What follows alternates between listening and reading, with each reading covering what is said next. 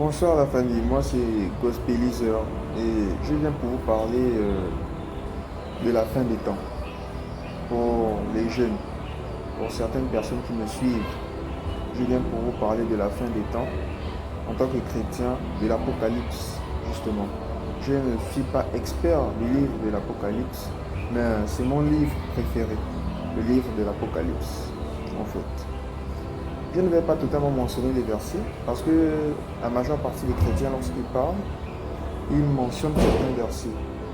Mais je ne vais pas trop m'appuyer sur les versets de l'Apocalypse. Ça ne veut pas dire que je ne connais pas.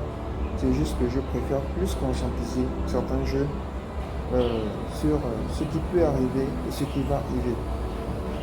Déjà, le livre de l'Apocalypse dans la Bible, c'est un livre qui nous parle de la fin des temps, de ce qui va arriver.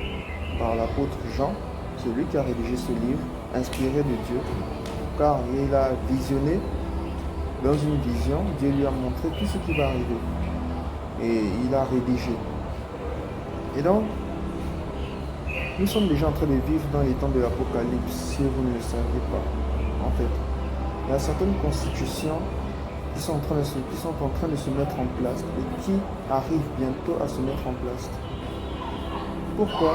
C'est parce que la prophétie de Dieu à notre égard doit s'accomplir en fait. Les jeunes d'aujourd'hui, là, à qui l'on parle de Jésus, vous pensez que nous, on perd notre temps, vous pensez que nous, on s'ennuie, on n'a rien à faire, que notre seule chose à faire dans la vie, c'est venir vous casser les oreilles avec Jésus. Non, on n'a pas que ça à faire. Si on prend notre temps à venir vous parler de Jésus, un, c'est parce que l'on vous aime. Deux, c'est parce qu'on veut que vous soyez sauvés. En fait, on croit à la spiritualité. Tu seras là dans ton lit un jour, ton frère à qui on a parlé de Jésus, mais tu ne sais pas que lui, il croit en Jésus. Zou, il disparaît devant toi, tu ne sauras même pas que vraiment là c'est l'Apocalypse, tu vas seulement te demander. Mais la seule chose que tu ressentiras, c'est un stress incroyable. Tu n'auras jamais ressenti ce stress-là. Tu vas voir quelqu'un disparaître devant toi. Soit tu dors avec la personne, le lendemain tu te réveilles, la personne n'est plus là. Tu le cherches partout.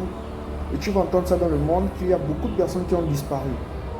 Les personnes qui auront des esprits éveillés sauront que ça c'est l'enlèvement.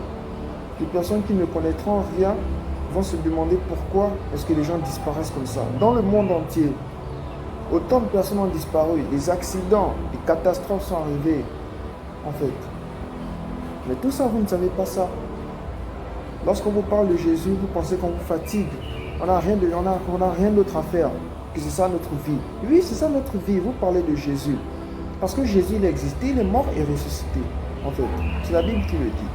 Il est mort et ressuscité et il reviendra. Personne ne connaît ni l'heure. Lorsque le voleur décide de venir voler chez toi, tu ne sais pas à quel moment il vient, en fait. Tu ne planifies pas que le voleur viendra chez toi à cet instant, à cette heure, à cette minute-là, à cette seconde, à cette tiers. Tu ne sais pas. Il vient par surprise comme ça. Et Jésus reviendra comme ça. Vous allez me dire, vous dites depuis longtemps que Jésus reviendra, mais pourquoi depuis là il ne revient pas? Sache que s'il ne revient pas, c'est parce que Dieu le Père nous laisse, avec son amour immense, inconditionnel, il nous laisse le temps à chacun de nous repentir, de se repentir, de le chercher, de dire Seigneur, pardonne-moi. Il est tellement amour, ce qu'on appelle la patience, c'est un fruit de l'esprit. Il est tellement amour, il est tellement patient, tellement tempérant, qu'il laisse l'opportunité à tout le monde, tous les jeunes de se convertir. En ces temps de la fin, le diable touche beaucoup de jeunes.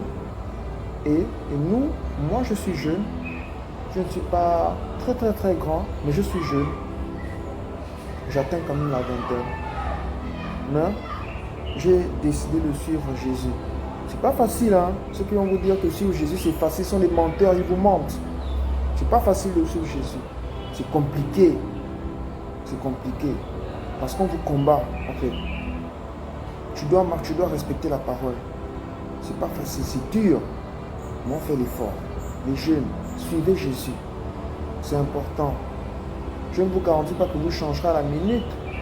Mais ce que je peux vous dire, c'est que Jésus va transformer votre vie. Ce que vous faisiez là lorsque vous n'étiez pas chrétien, Lorsque vous ferez baptiser, vous accepterez d'abord Jésus, vous ferez baptiser ensuite, vous vous demanderez vraiment si c'était vous lorsque vous n'étiez pas chrétien. Parce que vous aurez l'impression d'être une autre personne. Honnêtement, vous aurez cette impression d'être une autre personne. C'est comme si vous n'avez jamais été du monde, vous avez toujours été chrétien. Lorsque je me suis converti, c'est ce qui m'est arrivé, je me suis posé cette question.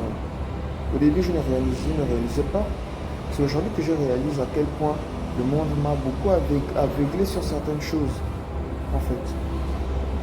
Voilà. Et donc, les jeunes qui sont comme moi, là, ne dis pas que c'est parce que tu as 12 ans, 13 ans, 14 ans, 15 ans, non, il est trop tôt pour... Non.